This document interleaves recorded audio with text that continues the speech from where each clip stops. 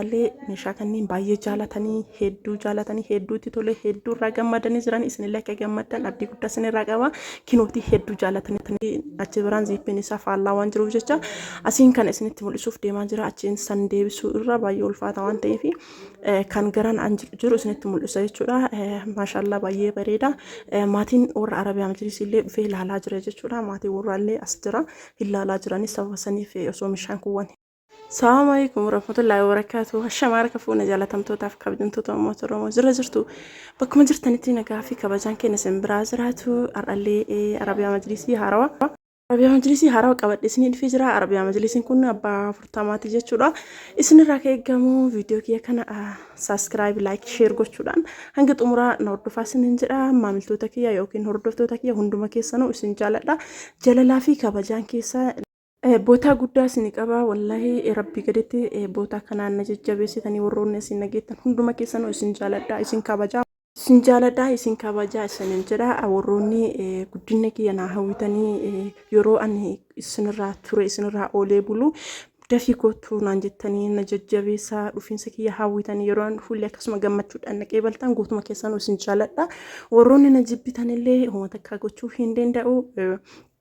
Ani garuuyyuu jijjiiramaa fi guddina nama kaayyoo qabu waan ta'eef hooma takkayyuu isin homaa isiniin godhu isiniin jedha nama na jaalatuuf jaalala guddaa qabu nama kana kabajuuf baay'isee guddachaadhaan kabaja nama na jibbu ammoo yeroo hin qabu nama na jibbuuf yeroo hin qabu jechuudha. Akkana fakkaata Arabiyaa Majliisii keenya gara Arabiyaa Majliisii yoo deebinu Arabiyaa Majliisiin akka beebitiraasiin isaa yookiin kan makaddaa gubbaa galtu jechuudha isii kana jechuudha aduun akka malee ifaa jira sa'aatiin kun sa'aatii aduuti jechuudha maashaallah makaddaan isaallee boondiidha hedduu bareeda meeshaa bareedaadha yeroo baay'ee irra deddeebitanii bareeda hin jedhini namni jedhu baay'eetu jira wanta gaarii tokko yoo dhibbaanillee ibsitan hooma takkayyuu homaa hin qabu warroonni nama qeeqxan of eegaa isiniin jedha namni wanta gaarii wayii yeroo sagalillee irra dibanii ibsan wanta san bareeda ta'uu isaa mul'isa malee hooma takka waan rakkoo qabu miti. Arabiyaa Majliisiin kun meetirii 12 lafarraa ol qabsiisaa abbaa 40 asirraa agasii meetirii tokko asirraa agasii ammoo meetirii 2 waliin meetirii 3 koornariin tokkochi meetirii 2 meetirii 5 asirraallee kaasee hanga asii meetirii 2 jechuudha koornariin kunillee meetirii 2 koornarii 2 qaba. Sababni isaa Arabiyaa Majliisii meetirii 12ti baay'ee guddaadha. Saaloonii mucayyoo baay'ee guddaa waan ta'eef guddaa kana as jechuudha maashaallah sin jedhee jira obboleettii tiyya. Arabiyaa Majliisiin kun eessa deema jechuun keessan hin oolu Arabiyaa Majliisiin kun kana qofaa miti meeshaa biraallee qabdi hadaamaa deema jechuudha meeshaalee biraallee magarrajaallee meeshaa biraallee qabdi jechuudha akkana fakkaata beebitiraasiinis kunillee akkanuma bareeda jechuudha maashaallah makaddaan isaallee boondiidha hedduu bareeda jechuudha namoonni baay'een wanti isinitti himuu jiru Arabiyaa Majliisii hojii jettan makaddaa isaa boondiidhaan osoo jettanii baay'ee namatti tola hedduu bareedaadha as biratti boondidii kana akka boondidii akkamii akka ta'u isinitti mul'isa isinillee hanga xumuraan hordofaa isiniin jedha as biratti boondidii achi biraan ziippiin isaa faallaa waan jiruuf jecha asiin kan isinitti mul'isuuf deemaa jira achiin san deebisuu irra baay'ee ulfaata waan ta'eef kan garaan jiru isinitti mul'isa jechuudha maashaallah baay'ee bareeda maatiin warra Arabiyaa Majliisii illee dhufee ilaalaa jira jechuudha maatiin warraallee as jira ilaalaa jiranis sababa saniif osoo meeshaan kuuwwan hin bahin isiniif waraabuu gahee jechuudha maashaallah boondidiin keenya akkana fakkaata jechuudha boondidii oriijinaalii boondidii kwaalitii fi maashaallah akka ta'e jechuudha boondidii kwaalitiidha namoonni barbaadan ajajadha isiniin jira abbaa meetirii 40ti meetiriin takkatti birrii 12,500 jechuudha maashaallah boondidii tokkoffaa akka ta'e jechuudha hedduu bareedaadha maashaallah isiniin jedhee jira guddinni isaa hagam gahaa meetiriin 12 hagam gahaa namoonni jettanii na gaafatan namoota baay'eetu jira meetiriin 12 ammoo hangam akka gahu isinitti mul'isa isiniin jira tokko isaatiin argitanii hanga nagaa jechuudha meetiriin 12 baay'ee guddaadha yoo saalooniin keessan bal'aa ta'e meetirii 12 yoo godhattan baay'ee bareedaadha. Hedduu bareeda jechuudha bareedaadha jetteerran deddeebiin namoonni baay'een hin jettanii garuu ani bareedaa jechuun meeshaalee san ibsuuf jechuudha akka nama wanta hin jirre kikkijjibee fakkeessuun dhugamatti natti hin tolu waanuma dhugaa jiru irraa haasaa jechuudha kana jechuun namni sun na ajajuuf yookaan ammoo osoo hin taane bakka wanta jiru dhugaa jiru dubbadha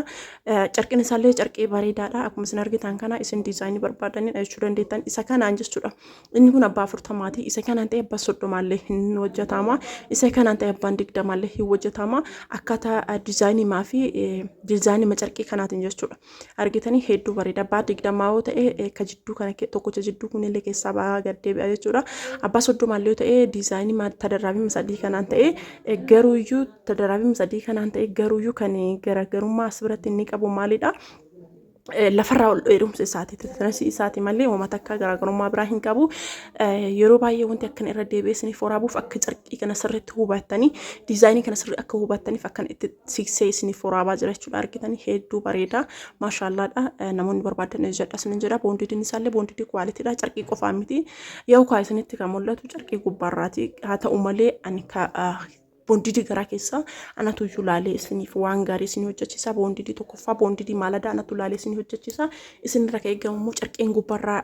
fedhiin nama hundaatu garaagara. Akkuma namni bifaan garaagaraa fedhiin isaallee ilaalchi isaallee garaagara waan ta'eef isin ammoo iyyuu carqii gubbarraa fedhiin nama sanii yoo ta'e carqiin kun jechuudha. Carqii kana hojjetan boondidii ammoo boondidiin tokkochumaan isin hojjedha jechuudha. Abbaa soddomaa ta'e abbaa digdamaa ta'e abbaa digdamaa ta'e abbaa digdamaa ta'e abbaa soddomaa ta'e garaagarumsi isaa lafarraa ol dheerinna isaati malee boondidiin isaa tokkoma jechuudha. Boondidiin isaa kwaalitiin tokkoma. Akkasuma maqaan isaallee tokkoma boondidiin tokkoma garuu abbaa soddoma abbaa digdama abbaa afurtama garaagarummaan isaa maali hojjetan lafarraa ol dheerinna isaati malee kwaalitiin isaa hin qannasu hin jijjiiramu jechuudha. Carqiileen carqii isin barbaadanii carqii feetaniyyuu filadhaa isin garuu boondidii qofa isin filadhaan carqii isintu filata maaliif fedhiin nama hundaatu garaagaraa isin ka jaalatan san filatan waan ta'eef ani garuu boondidii isin filadhaa waan ta'eef boondidii san isin filadhaa akka isin barbaadanii fi akkaataa isin feetaniin boondidii isin filadhaa. Boondidii oriijinaalii isin filadha jechuudha. Kan hanga ammaallee hojjedhe malada malee hojjedheen beeku isumaan isin hojjechiisa. Garuu kan qannasullee hin jira baay'ee hin qannasu garaagarummaa guddaa hin qabu maaladatu jira komfortitu jira akkasuma immoo kan faraffaramu sunillee hin jira tokkoffaan isaa maaladaadha waan ta'eef isumaan isin hojjedha hedduu bareeda namoonni jechuu barbaadan jedha isinin jedha eessa faageessi ta'a namoonni jettan naannoo isin barbaadan hundumaayyuu isiniif keessa eessa jiraattallee namoonni naan jettan kan jiraadhu Shaashamannedha garuu naannoo Oromiyaa hundumaayyuu isiniif keessa warroonni meeshaa keessan na biraa qabdan obsaan eeggadha meeshaa walumaa duraa duubaan isinii waan ta'eef akkasuma immoo guyyaa bilbiltanii bilbila namarraan kaastuu maalidha hojjechaa maalidha maaliif nama hin keessummeessine namoonni jettan galgala namni dawwaltanii darban naatti aara sagalee naa keettanii yoo isin deebisuu baadhe naatti aara achiin alatti guyyaa isin jalaa kaasuun naa hin mijatu guyyaa sanbata yoo maatii wajjin ooleen alatti yeroo kan naa mijata guyyaa kaawwan ammoo galgala jechuudha galgala sa'a tokkorraa kaasee hanga sa'a sadii jechuudha firiidha sa'a sadii booda yookaan sadii walakkaa yookaan hirrafa jechuudha sa'a sadii walakkaan booda hirrafa sababa saniif jechuudha meeshaaleen keenyarraa akkana fakkaataa namoonni jaalatan keessan dubbisuun irraafatina lakkoofsi bilbilaa kiyyaa duwwaa 972 duwwaa 2519 irratti iimoon waasaappiin telegiraamillee kanuma jechuudha hedduu bareedaadha akka ani viidiyoo haaraa video isin fedha keessan isin fiduu barbaadan video kee kana subscribe like share gochuudhaan akka sirriitti ilaalamu godha yaada qabdaniin comment irratti barreessaa wanti sirreeffadhu yoo jiraate illee wanti balleesse illee wanti sirreeffadhu illee yoo jiraate yaada qabaattan illee comment irra naa barreessaa isinin jira warroonni meeshaa kana barbaadan ammoo keessan koo dhufuudhaan keessan akkaataa meeshaa kana wantuma hunda isaa baruu yoo barbaadan gara keessaatiin dhuftanii na dubbisuu hin dandeettan isinin jira. Meeshaaleen keenya akka har'aa akkana fakkaataa namni hedduu yookiin baay'ee jaalatanii baay'ee laalaa jiranii maatiin as bira jira maatii warra meeshaalee as bira jira jechuudha akkasuma immoo namoonni biraallee namoonni jaalatanii laalaa jiranillee hin jiranii warri meeshaalee as bira jira jechuudha warri meeshaa laalataa jirullee as bira jiranii maashaallaadha akkana fakkaataa baay'ee jaalatanii baay'ee irraa gammadanii jiran jechuudha namoonni yeroo bira hin gahiin qalbiin isaa waa baay'ee yaaduu danda'an namoonni Itoophiyaa kun keessattuu yoo wantoota akkaataa gara social media kanaan namoota bibbitatan kana waan baay'ee hin beekin jecha nama shakku jira waa baay'ee jira sababa saniif jecha wantoota akkasii san isiniif qopheessuu danda'anii warroon akkasii yoo jiraatan maatiin keessan warri meeshaa biraa qabdan maatiin keessan akka dhufee erga meeshaan xumuramee booda isin ilaalillee rakkoo takka illee hin qabu waan akkasii san isin keessummeessa jechuudha meeshaaleen keenyarraa akkana fakkaataa yoo jaalatan keessan dubbisuu hin irraanfatina isin jedha warroonni